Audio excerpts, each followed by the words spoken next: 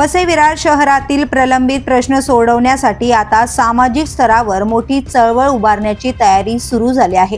पालिका प्रशासनावर ठोस दबाव निर्माण करण्यासाठी सामाजिक कार्यकर्ते आणि विविध संस्थांनी एकत्र येत वसई विरार जनशक्ती आघाडी स्थापन करण्याचा निर्णय घेतला आहे।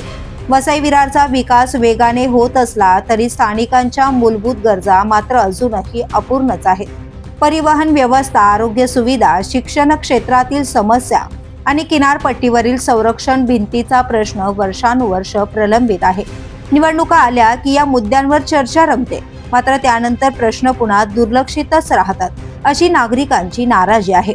याच पार्श्वभूमीवर मॅकेन्झी डाबरे, मिलिंद खानोलकर, कुमार राऊत यांच्यासह अनेक सामाजिक कार्यकर्त्यांनी पुढाकार घेत सर्व समविचारी व्यक्ती, संस्था आणि विविध पक्षांना एकत्र आणण्याचा निर्णय घेतलाय।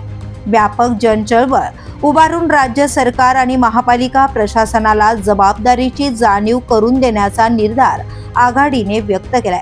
यासाठी गुरुवारी म्हणजे आज 19 फेब्रुवारी रोजी वसई पश्चिमेतील माणिकपूर येथील समाज उन्नती मंडळ सभागृहात विशेष मेळाव्याचे आयोजन करण्यात आले।